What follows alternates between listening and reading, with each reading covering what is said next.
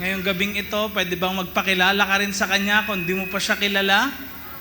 Come on. Maulan na gabi sa bawat isa.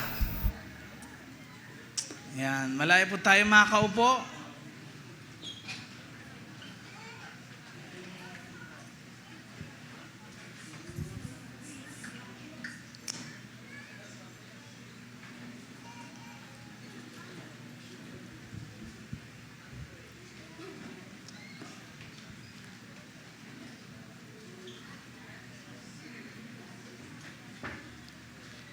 Sino sa inyong kahapon ay nakaranas ng baha?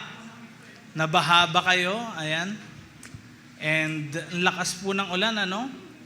Kami rin po ay na-stranded, mga 4 hours, galing Cavite.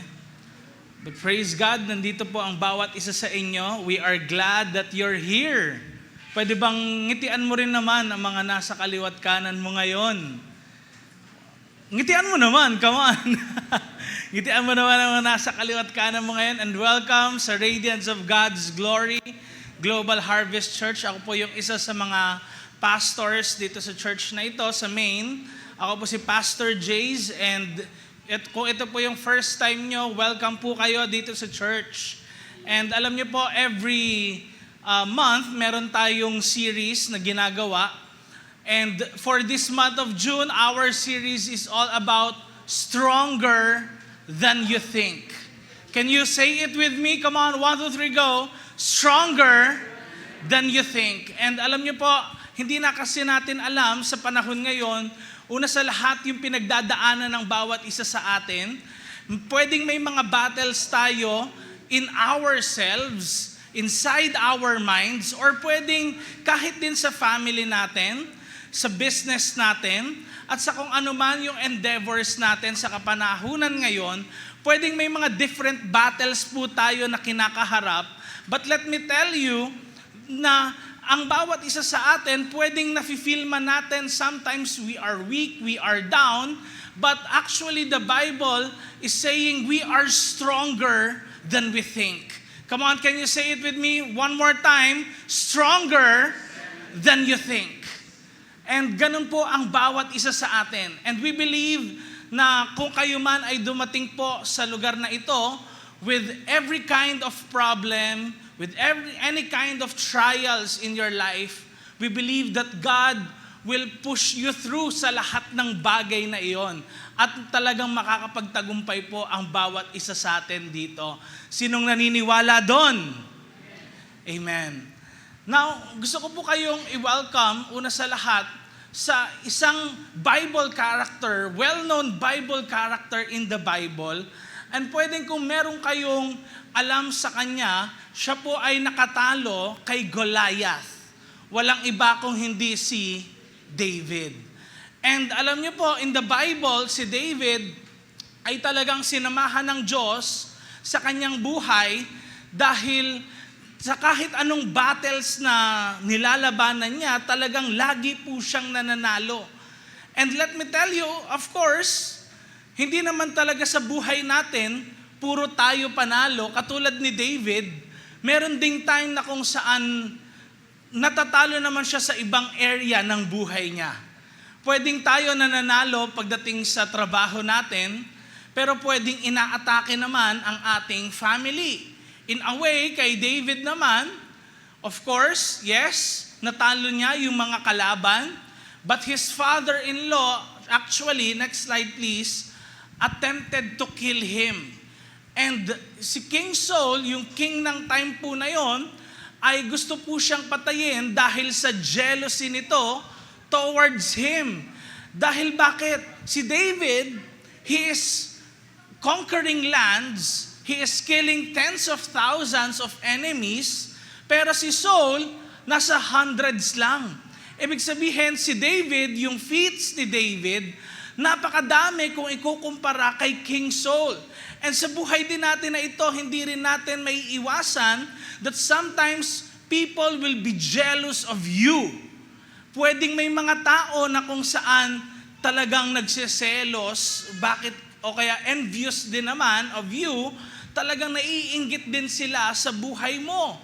And kung kaya, one time, si David po, habang nagpe-play siya ng kanyang harp and kumakanta, si King Saul po ay inaniba ng masamang espiritu and kumuha siya ng sibat at talagang tutudlain niya si David.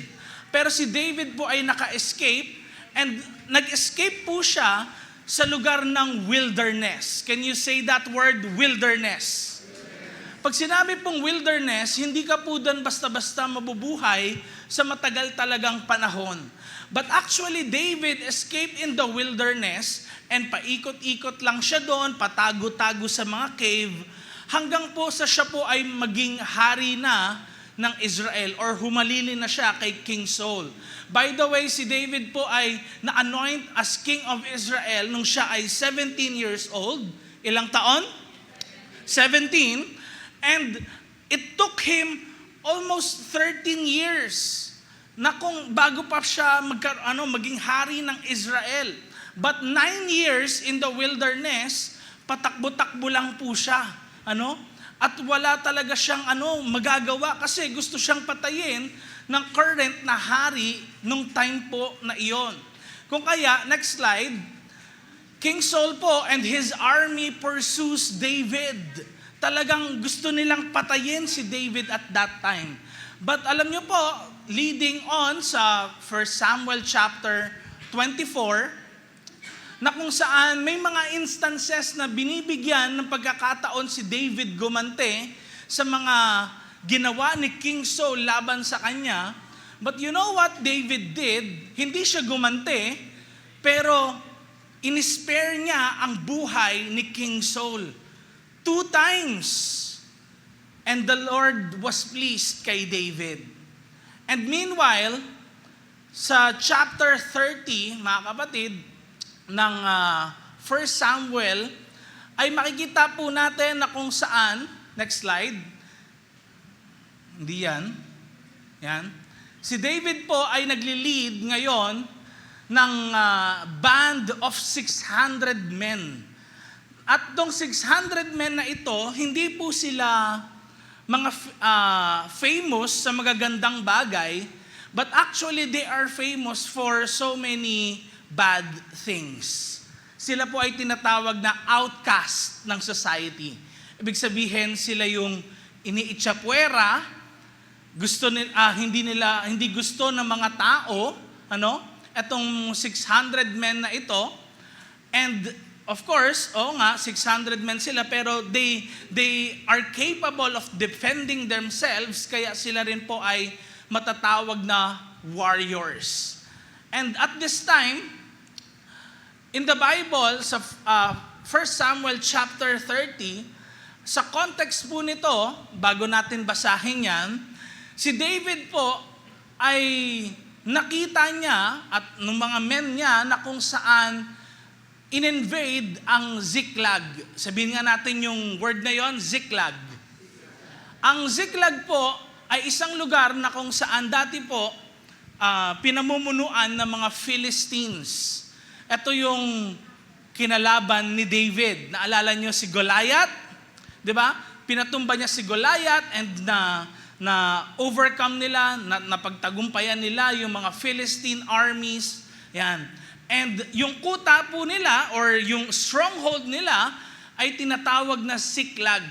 And ito po yung land actually na binigay kay David. And from that point on, si David na po yung namahala din doon at ganun din naman, meron na ring mga tao or Israelites din na families na nag-relocate din po sa location na yon. But sa lugar po ng Ziklag, marami doon sa lugar na yon ay merong mga pamilya, itong 600 men ni David. And tingnan niyo po yung sabi dyan, now the Amalekites. Meron na naman pong isang grupo at that time na kung saan gusto nilang sumakop dito sa lugar ng Ziklag. And etong Amalekites, kung inyo pong babasahin ang inyong Bibles, sila po yung mga oportunista. Kung naka-experience na kayo na kung saan nasa weakest part kayo ng buhay nyo, tapos may mga tao na kung saan ginamit yung weakness mo na yon para talagang pabagsakin ka. Ganun po yung ugali nila. Why? Because on their way sa promised land, sila po ang mga Israelites, nung nakaalis na sila sa Egypt, and papunta sila po, nakatawid na sila ng Red Sea, alam niyo po, ang mga Amalekites, sila po yung kumalaban sa mga Israelites na walang kalaban-laban. Bakit? Ang mga Israelites po from Egypt ay mga slaves, hindi sila warriors.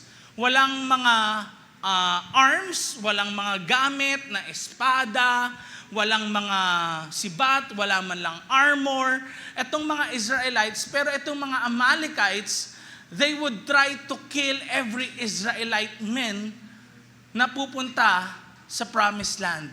So, just imagine na itong mga Amalekites talaga na to, hindi po sila yung parang mabubuting tao. Ano? Sila talaga ay masasamang tao. And kapag tinignan niyo po, kahit yung mga archaeology ngayon, sa lugar malapit sa Dead Sea and maging sa wilderness, alam niyo po, makikita niyo na may mga writings, ancient writings doon na kung saan ang mga kinalaban ng mga Israelites ay hindi lang basta tao, but actually hybrid human beings called giants. Kaya in the Bible, it's all over the Bible na ang mga Israelites ay kumakalaban sa mga giants. Bakit? Saan ba galing tong giants na ito? In Genesis chapter 6, makikita niyo po na merong mga angels na kung saan sila po ay nakapag-asawa sa mga women na tao, and it breed hybrid human beings called giants, or tinatawag din, in other words, Nephilim. Ano? Now, tignan niyo po yung sabi dito, now the Amalekites had raided the Negev and Ziklag. They had attacked Ziklag and burned it. Verse 2, ang sabi po, and had taken captive the women and everyone else in it, both young and old. They killed none of them, but carried them off as they went on their way. Verse 3, when David and his men reached Ziklag, they found it destroyed by fire, and their wives and sons and daughters taken captive. Alam niyo po, ang Old Testament, kahit yan, it's an ancient story, meron niyang relevant na application sa kapanahunan natin. And sa kapanahunan natin, wala man lang pong, hindi man katulad noon yung wars, na katulad na meron ngayon, na nababasa natin dyan sa 1 Samuel chapter 30, but one apostle na kung saan nagsulat ng letter sa Christian sa Ephesus, ay nagsabi po sa Ephesians chapter 6, verse 12, na for our struggle is not against flesh and blood.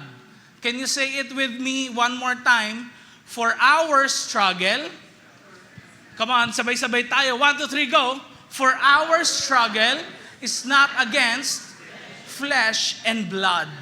Now, yan pong words or terminologies na yan, ay nagsasabi na kung saan yung katabi mo, yung mga tao rin sa paligid mo, hindi naman talaga yan ang totoo mong kalaban. Ang nakikita natin physically, hindi yan ang totoong kalaban ng bawat isa sa atin. So no matter how much you're angry sa isang tao, or kung bakit kaya nagtataka ka, bakit napakakulit nito, napakasama naman itong taong ito, hindi yan, yung tao na yan mismo, yung kalaban mo. There is more than just the physical. Hindi lahat po, tandaan niyo po, hindi lahat ng nakikita natin, yun lang talaga yung totoo. Maraming realities in life na hindi nakikita that are true. Like what? Like love, emotions, conscience, and wala tayong proper explanation sa mga bagay na ito, but they are true. They can be felt. Amen? Pero, hindi natin basta-basta masasabi na mai-equal ang lahat ng ginagawa physically ng isang tao is love. Katulad na lang ng pag-kiss, kasi nga si Judas Iscariot kissed Jesus but he betrayed him. So that is why there is more to life than just the physical. And Paul was saying, tignan niyo po, but against the rulers, against the authorities, against the powers of this dark world, and against the spiritual forces. Tignan niyo po yung sabi, spiritual. Can you say that word with me? 1, 2, 3, go. Spiritual. So, sa buhay natin, tandaan niyo po na hindi lang basta physical ang dapat nating tinitignan. Tignan din natin ang spiritual. Kasi dito natin makikita ang totoong kalaban din ng buhay natin. And take note na sa 1 Samuel chapter 30, yung first 3 verses, di ba? Ano nangyari? Yung kalaban nila, the Amalekites, anong ginawa? Plunders their wives and children. Oo nga, hindi sila pinatay, pero they are spoils of war and para naging threat, kumbaga hostage, etong mga to. Now, actually dito nyo makikita yung recurring theme in the Bible. When you read the Bible, mga kapatid, in the book of Genesis, starting chapter 1, 2, 3, and 4, magugulat po kayo kasi bakit? Si Lord God Almighty, kinreate niya si Adam, but let me tell you this, nung kinreate niya si Adam, hindi naman kagad nag-appear yung serpent to tempt Adam. Not after na mag-appear si Eve sa kanyang buhay, dun lang lumabas yung serpent. And actually, after 4 pages sa pagbabasa ng Bible, makikita natin na merong kagad patayan na nangyari. Kanino po? Sa anak nila na si Cain at si Abel. So, anong nangyari? Bakit ganito? Bakit nagpatayan magkapatid? Bakit nagsisiraan magkapatid? Dito natin makikita na si Satan, next slide please, galit na galit siya sa mga relationships and families.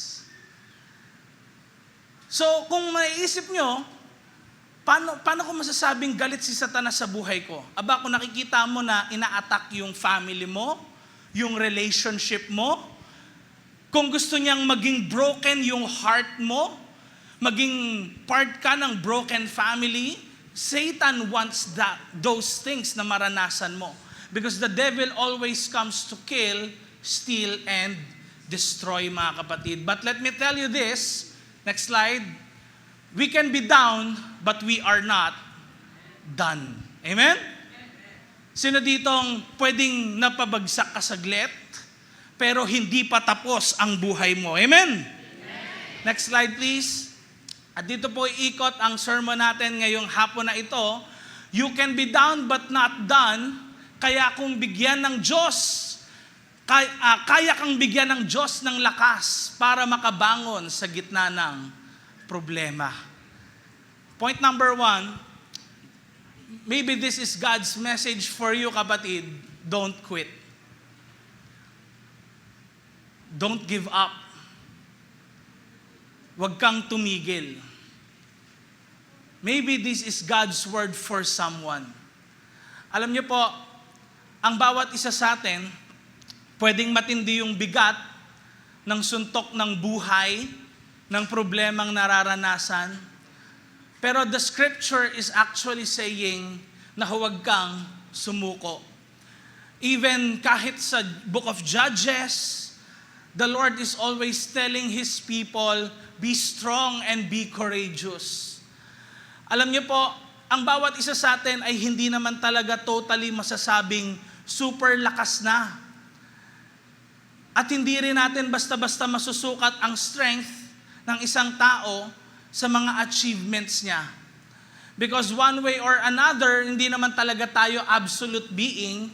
Hindi natin mapoprotektahan all the time the things that are most precious to us. Kung kaya makikita po natin, next slide, sa verse 4 ng 1 Samuel chapter 30, na si David po at ang kanyang mga 600 men, nag-iyakan sila. Hindi basta iyak, it's weeping aloud. Tumitili siguro talaga sila. Ah! Sa sobrang iyak nila. Parang pusa, ano? Ako lang siguro yun. Ganun lang siguro ako, no? Pero, wah! Pwedeng ganun. Yung iyak nila. And yung sabi, until they had no strength left to weep. Sometimes, most of us, when we are heartbroken, tama ba? O kaya parang napakagrabe yung problemang dumating sa buhay mo. A person in your life passed away. In those times, pwedeng nafe-feel natin na parang we are lost and wala na parang alam mo yun, binigay mo na lahat ng iyak mo, lahat ng lakas mo, pero wala, hindi pa rin naman mababalik sa dati ang situation. And actually, that is what happened sa buhay ni David at ng kanyang mga tao. These men, next slide please, are warriors po. They are fighters. Pero tignan nyo po, at this present moment, they are weeping, they are crying like broken men. Kung kaya hindi natin talaga masusukat ang lakas, ang galing ng isang tao sa mga bagay na basta niyang nagagawa. But dito natin makikita na sometimes yung strength and yung area or part ng buhay natin na kung saan feeling natin kailangan ng gumive up, ito yung time na kung saan kailangan nating labanan yung feeling na yun. Alam niyo po yung feeling na ito? Losing someone you love? Or probably carrying a pain you can't express. Yung pagpasok mo sa work, nakangiti ka lang, hindi alam ng mga ka-office mates mo, yung pain na nararanasan mo, or probably bumabati ka ng mga tao sa church, kumakamay ka, but they don't know how much hurting you are inside. Di ba? And sometimes, tayo naman, we are wondering, Lord, bakit kaya binigay mo yung sitwasyon na to sa buhay ko? Lord, bakit ngayon pa? Lord, bakit hindi na lang sa iba to nangyari? Bakit kaya sa akin pa to nangyari? But those are the realities of life, mga kapatid. And ang pag-iyak, huwag niyo pong isipin na it is a sign of weakness. Sometimes, talagang kapag heavy na yung puso natin, talagang iiyak na lang tayo kay Lord eh. And wala tayong magagawa to just trust Him na lang. Because why? Faith or trust in God, mga kapatid, next slide, pakita natin, doesn't mean you don't cry. It actually means you don't quit. Kung meron kang faith o pagtitiwala sa Diyos, hindi ibig sabihin hindi ka naiiyak. Hindi ibig sabihin ng taong umiiyak, kulang sa faith. But it actually means you don't quit. Sabihin mo nga sa katabi mo, don't quit. Sino sa inyo fan ni Manny Pacquiao? Meron ba? Sa boxing. Sino sa inyo nanonood ng boxing? Meron ba? Taas naman kamay. Come on. Okay?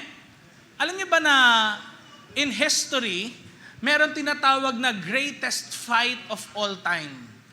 Pwedeng iniisip nyo, yun yung mga superstar.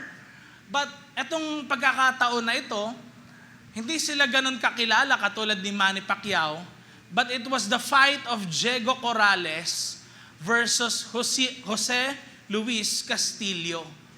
And alam niyo po, sa current na nangyayari na ito nung May 2025, sorry sa date, alam niyo po, ang sabi, ito yung considered na greatest comeback in history, in boxing history.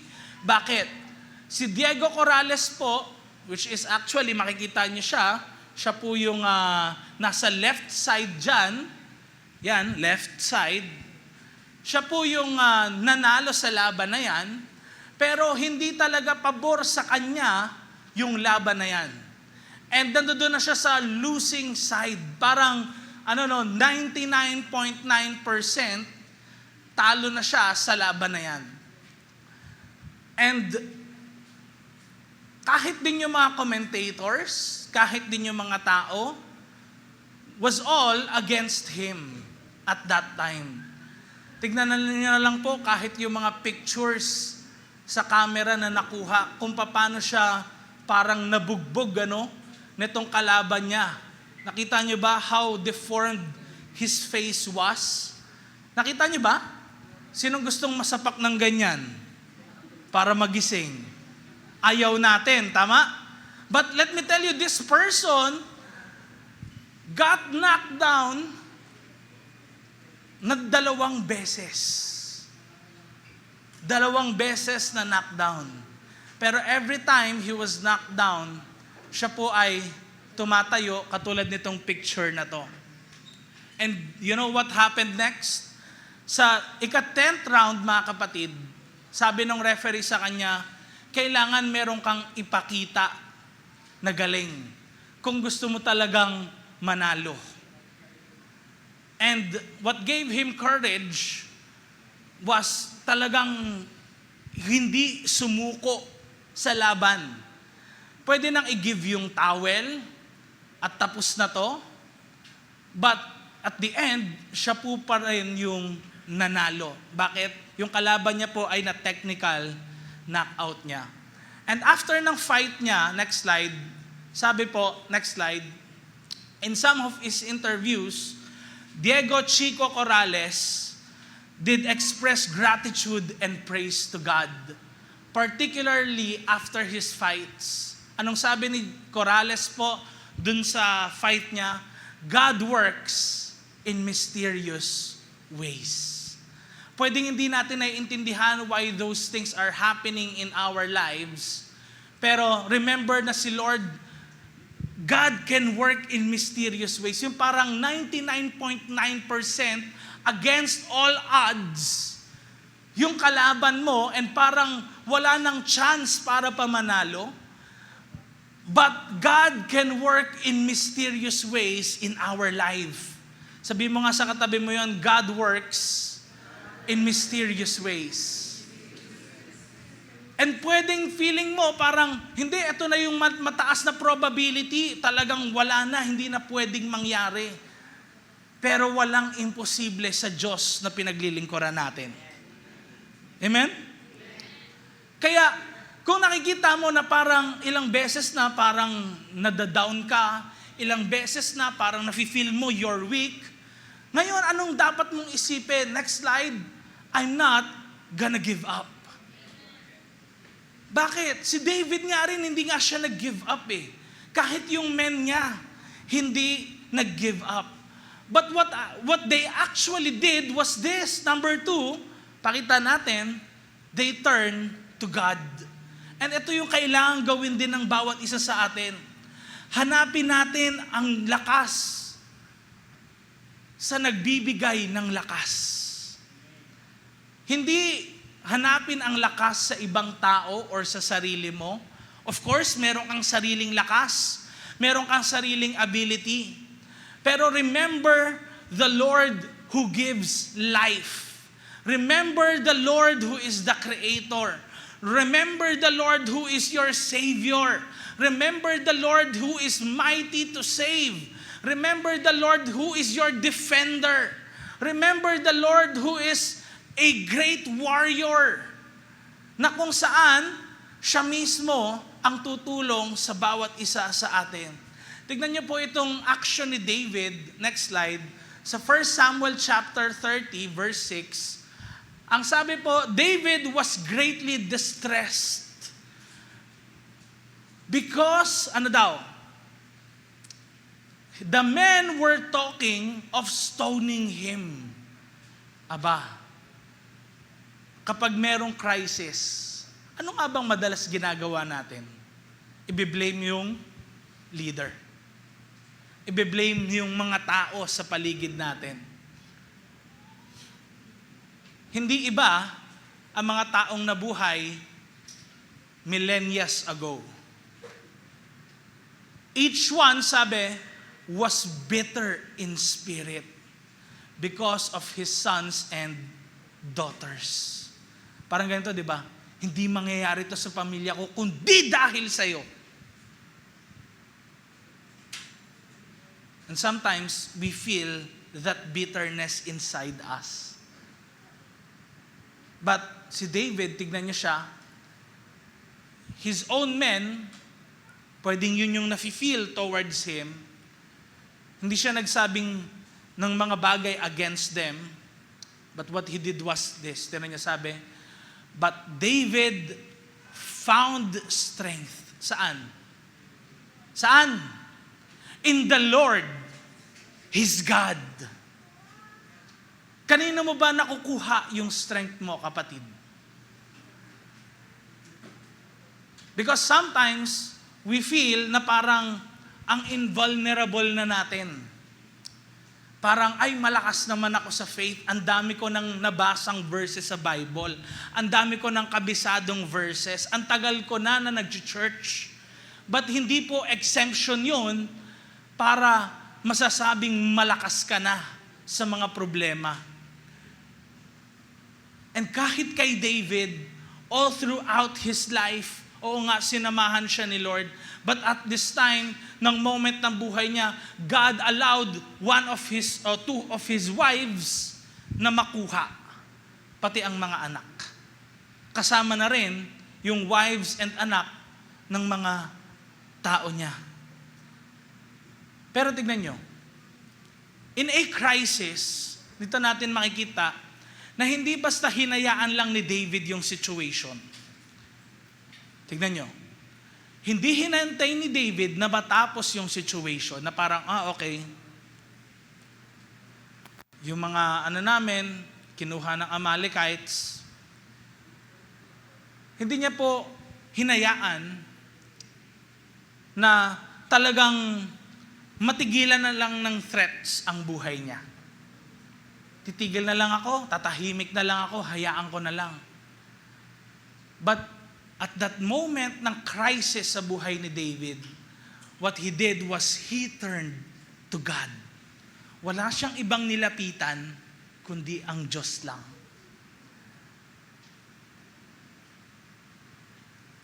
And one religion in the world gave the best solution sa pain and suffering.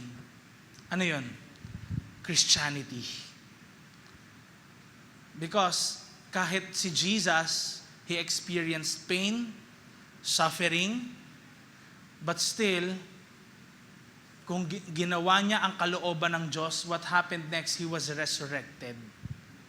Ganon din ang bawat isa sa atin. Ang pangako ng Lord, if you will just trust me, babaguhin ko rin yung situation mo.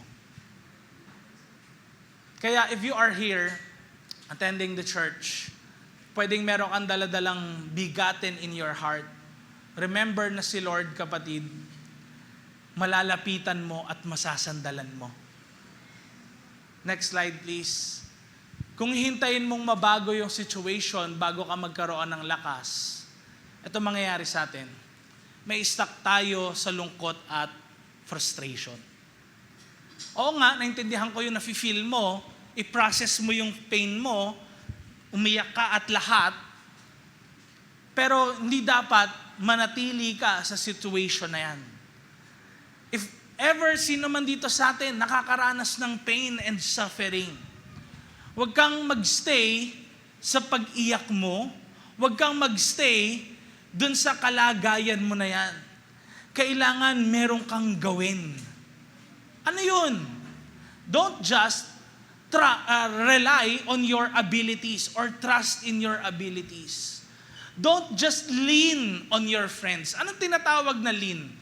Sino sa inyo sumasandal ngayon sa upuan ninyo? Sige nga, anong tingin nyo? Nagtitiwala ba kayo na kayang-kaya kayo ng sandalan na yan? I'm sure nagtitiwala kayo. Bakit? Kasi nakasandal ka, ay okay lang to, kaya ko nito. Leaning is actually one of the words about trust. Na kayang-kaya ka dalhin ng sinasandalan mo na yan. And wala tayong ibang masasandalan in times of trials and problems, but si Lord lang. It happened to me, I'm sure, sa'yo rin. At pag wala kang masandalan, kapatid, some people kasi, di ba, kapag nabibigatan na rin sila sa'yo, puro ka na lang negative, puro ka, pag nag-usap kayo, yung pag-uusap tungkol sa'yo, sila lumalayo sa'yo. Tignan niyo, di ba? Pag nag-lean ka sa isang tao, nabibigatan din sila sa'yo. Anong gagawin nila? Aalis ka. Aalis sila sa'yo. Tama? Bakit? Kasi ayaw nila yung mabibigatan pa sila sa'yo. But take note of this, si God, if you lean to Him, hindi siya alis. Sasamahan ka niya. Amen? Next slide. Trusting in the Lord means worship when you feel weak. Kung mahina ka, mag-worship ka. Kumanta ka ng songs. Papurihan mo si Lord. Because actually, that is what David always do. Kapag dumadaan siya sa iba't ibang klase ng pagsubok. Pray when you don't feel like it. At magbasa ka rin ng Bible kung nafe-feel mo na dry ka na sa buhay mo. That is the meaning of trusting the Lord. Kailangan meron ka pa ring ginagawa. Next slide. Kaya nagbibigay si Lord ng lakas sa gitna ng pagsubok ng problema. Hindi lang pagkatapos ng mga problema sa buhay, tas doon ka lang palalakasin ni Lord. Hindi. In the middle of your problems, God will give you strength. Next slide. Last but not the least is continue the fight. Ano yung point number 1 natin? Recall nga natin. Don't give up. Number 2, turn to God. Number 3, continue the fight. Bakit continue the fight? Alam niyo po, it's not over until it's over. Pwedeng na-plunder nga nila yung mga gamit, yung mga tao na nandoon sa Ziklag, but take note of this, si David hindi siya natulog lang, tapos yung bang, okay, nag-pray na ako, hintayin ko na lang. He did something. Kaya nga kahit in the book of James, it says, faith without works is dead. Bakit? Hindi pwedeng sasabihin mo, Lord, sana po matanggap ako sa trabaho na to, hindi ka naman nagpasa ng resume mo. Hello? Lord, sana po makapasa ako, hindi ka naman nag-aaral mabuti. Hello? Lord, nawa po, sagutin ako ng babae na to, hindi ka naman nanliligaw. Hindi pwedeng ganon. Kailangan meron kang gagawin. And si David, kung gusto niyang ma-recover yung family niya, anong gagawin ni David? He will fight for his family. Tignan niyo po ang sabi ngayon, next slide, ng 1 Samuel chapter 30 verse 17. Pwede bang sabay-sabay natin ito basahin? 1, 2, 3, go. David fought them from dusk until the evening of the next day. And none of them got away except 400 young men who rode off on camels and fled. Next slide. David recovered everything the Amalekites had taken, including his 2 wives. And verse 19, 1 to 3, go. Nothing was missing, young or old, boy or girl, plunder or anything else they had taken. David brought everything back. Nakita niyo yung resulta? Nakita niyo yung resulta? When you turn to God, kapatid, oo nga, may kailangan kang gawin, hindi dahil sa lumalabang ka na lang para sa sarili mo o ikaw lang mag-isa. Lalabang ka dahil kasama mo na ang Diyos sa buhay mo. When you fight, it's not your strength. Next slide, please. When you fight with God's strength, dun mo talaga marirecover ang lakas mo. Kaya, kung nafe-feel mo, kahit ikaw weak ka na spiritual, kailangan meron ka talagang gagawin eh. Not enough yung basta makikinig ka ng word. Not enough yung maririnig mo yung encouraging message ng kahit sino mang pastor. Inside this church, outside this church. Bakit? Kasi kailangan personally meron kang gagawin eh. Your relationship with God is between you and God. Hindi kasama dun yung katabi mo. Hindi kasama dun yung ibang church members mo. Bakit? Yung relationship mo, ikaw at ang Diyos lang yun eh. And alam mo ang sarili mo kung tama ang daan mo, ang puso mo sa harapan ng Diyos. And kung hindi, kailangan ayusin mo. Paano mo ayusin? Start with communicating with God.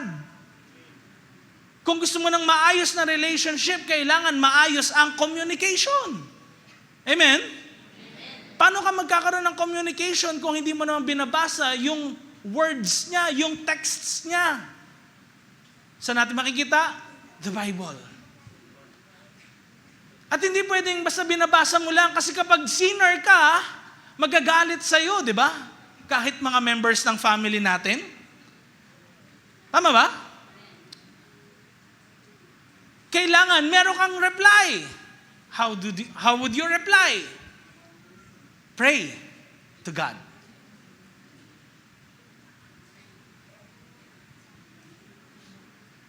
Are we praying pag lang meron tayong gusto? Or are we praying kahit napakarami nating kailangang hingin kay Lord, pero wala naman tayong hiningi? We just talk to Him about all the things that is happening in our lives. Sometimes, di ba? Tayo nga, naiinis tayo eh. Pag puro hingi na lang ng hingi yung mga tao sa atin. Tama ba?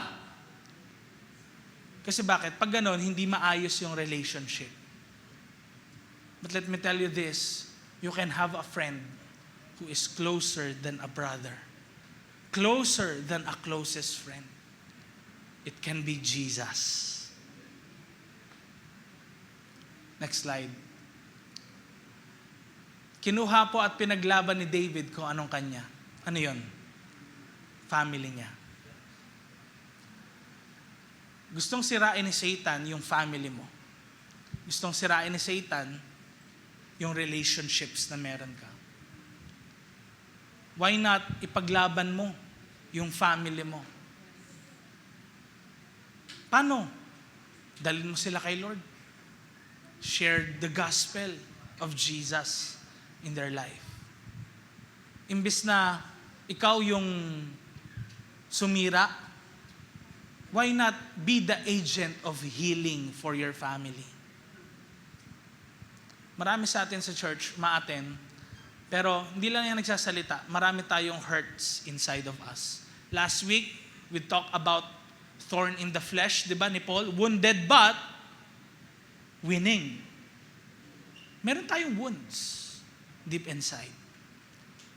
Pero why not ngayon, na naranasan natin yung grace ni God sa buhay natin, kahit din wounded tayo deep inside, why not let us be God's agent of healing sa mga tao sa paligid natin? Ano pang pinaglaban ni David? Yung confidence niya. Bakit? Shame ang kalaban ng marami sa atin.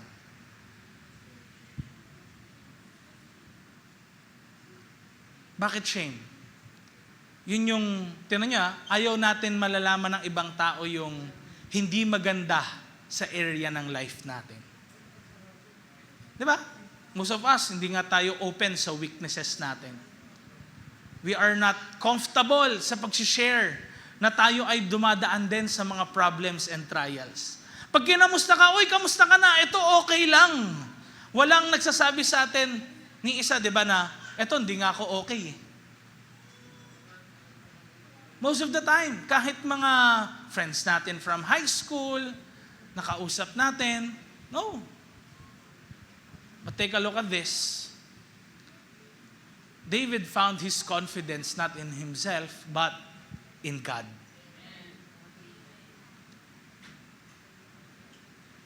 Ano pa? Ang pagkatawag ng Diyos sa buhay niya. Sometimes, di ba, sa mga nangyayari sa buhay natin, like, Lord, tinawag mo ba talaga ako maging teacher? Bakit hindi ako nakakapasa ng ganitong exam? Hindi ako nakakakuha o natatanggap sa ganitong school? Lord, bakit parang umiikot lang sa ganito yung buhay ko?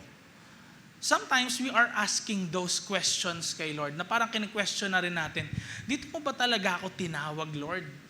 O kaya sometimes din naman, iniisip natin, Lord, ba't parang wala nangyayari sa connect group ko? Parang ginagawa ko naman, I'm meeting them continuously, talagang gumagastos pa ako from my own pocket. Bakit, Lord, parang ganun? Ba't parang wala nangyayari sa buhay ko? But sometimes, those are trials in our life na kailangan dumating para sa ganun makita rin ng Diyos kung tayo ba ay magtitiwala sa Kanya. Because at this time, tignan nyo, it's God's grace na hindi po pinatay ng mga Amalekites yung mga asawa at mga anak nila. Remember, on their ways from Egypt to the Promised Land, pinatay ng mga Amalekites yung mga Israelites. Remember that? Wala silang in-spare. But at this current moment, in-spare sila.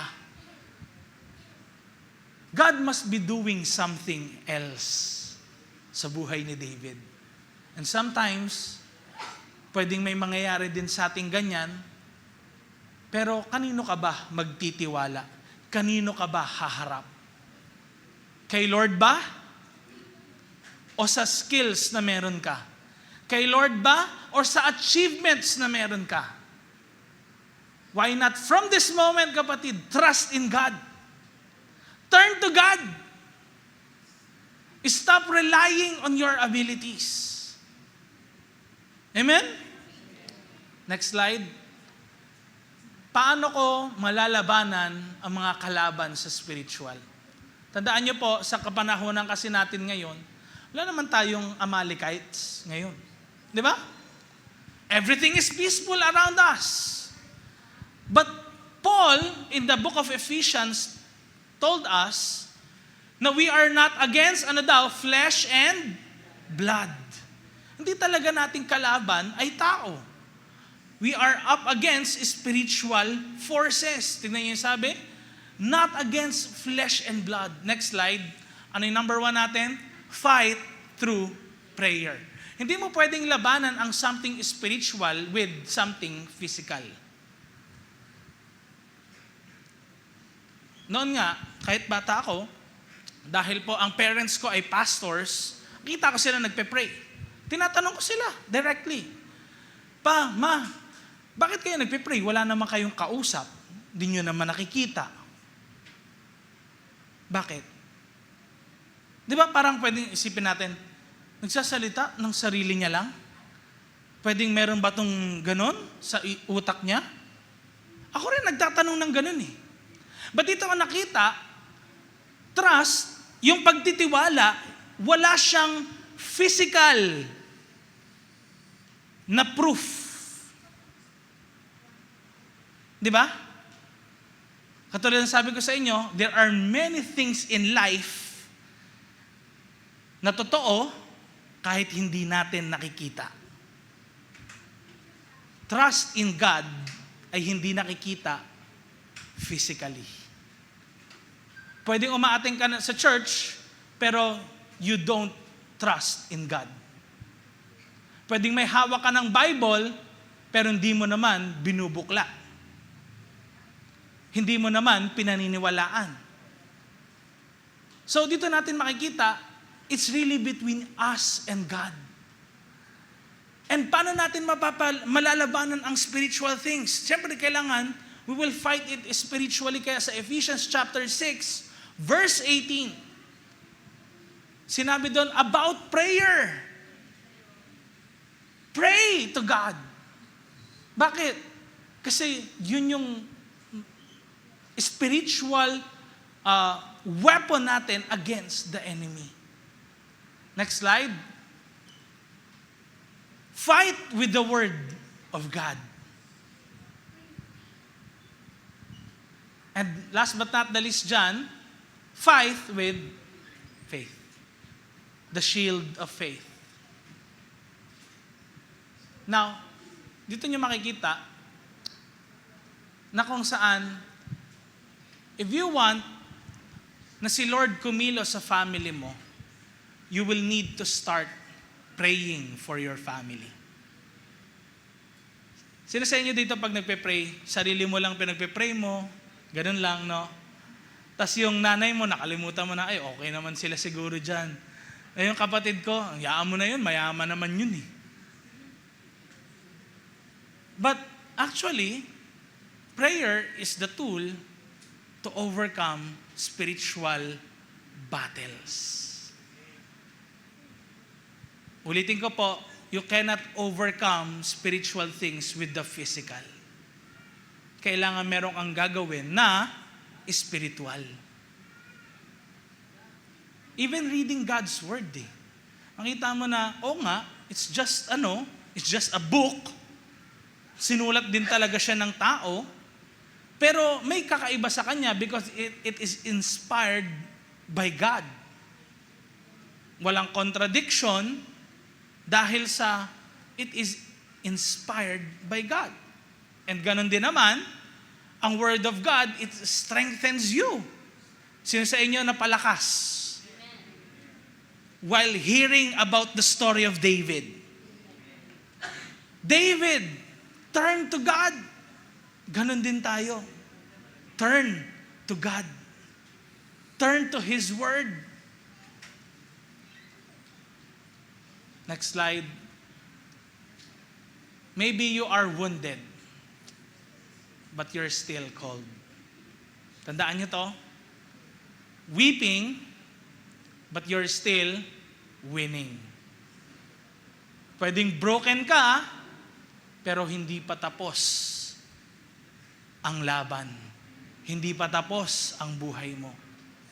Pwedeng merong gagawin si Lord sa family mo. Pwedeng merong gagawin si Lord sa situation mo. Amen? Pwedeng may gagawin si Lord sa pag-aaral mo.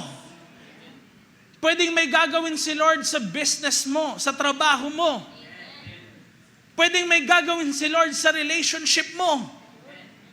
Kasi hindi pa tapos ang Diyos sa buhay mo. Next slide. Conclusion natin, sabay-sabay natin basahin. 1, 2, 3, go. David came back stronger than he left, but started when he found strength in the Lord his God. Tignan niyo po yung strength ni David, it did not come from his own strength, but it came from God.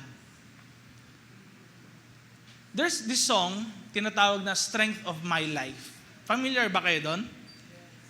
And yung song, ang sabi, you are the strength of my life, Lord. It does not matter what may come my way. How about, yun yung maging prayer natin ngayong hapon na ito as we leave this place. And may that song, kapatid, minister in your hearts. Habang nakaupo ka dyan, I just want you to close your eyes. Pikit mo lang mata mo. Let this song minister in your heart. At kapag nag-minister ito sa puso mo, pwede kang sumunod sa awitin na ito.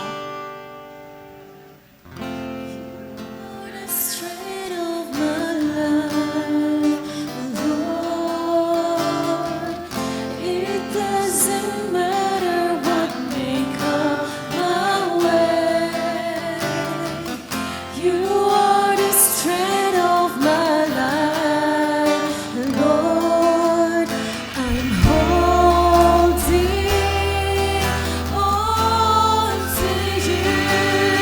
Come on, let this song be your prayer, kapatid.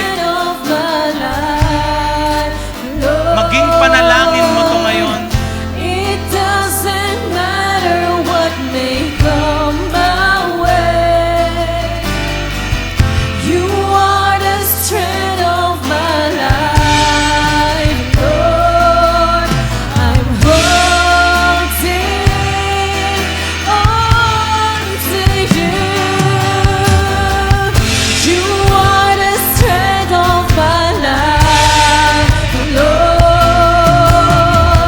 It doesn't matter what may come my way.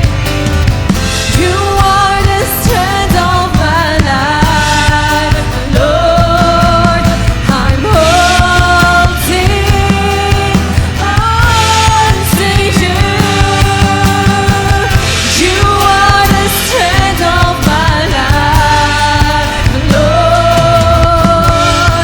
It doesn't matter what may come my way. You are the strength of my life, Lord. I'm holding on to you. Can you raise up your hand ngayong hapon na ito as a sign of trust to the Lord? I want to pray for you. Lord, nakikita niyo po yung mga fears nila. Nakikita niyo, Panginoon, na natatakot sila sa mga pwedeng mangyari in the future, sa kanilang family, sa kanilang relationships. Lord, I pray na right now, like David, as they turn themselves to you, Lord, samahan mo po ang bawat isa sa kanila. Bigyan niyo sila ng lakas. Lakas na nagmumula sa iyo. Hindi galing sa kanilang sariling pagtitiwala, kundi galing lamang sa iyo. Lord, kahit saan sila nakaupo ngayong hapon na ito, we believe na meron kang reason, may purpose ka kung bakit mo sila dinala sa lugar na ito.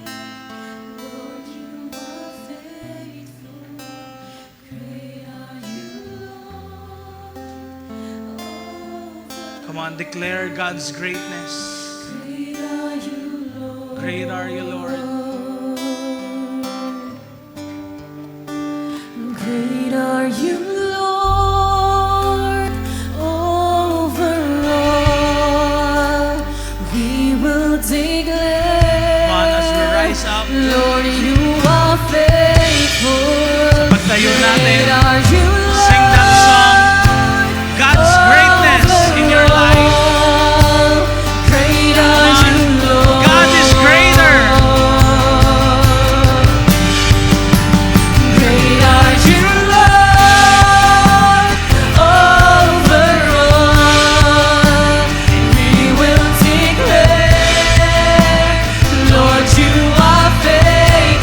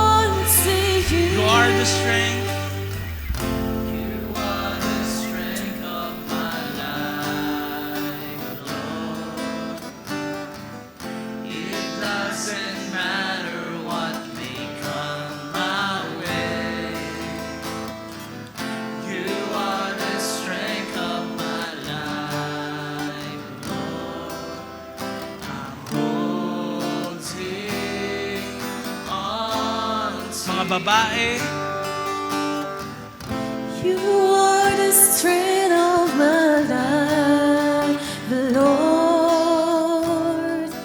It doesn't matter what may come my way. You are the strength of my life, Lord. I'm holding on to you. Holding. Sabay-sabay tayo. I'm holding on to I'm you. holding on to you. I'm holding on holding on to you. I'm holding on to you. Come on, let's give Jesus the best clap of praise ngayong hapon na ito. Come on, Jesus is with you, kapatid. Come on, give Jesus the best clap of praise. Amen. Sino dito ngayong may lakas na galing kay Lord? Amen. Amen. Sino dito talagang lalabang ka? You will continue to fight for your family. Amen. And ngayon gusto natin i-welcome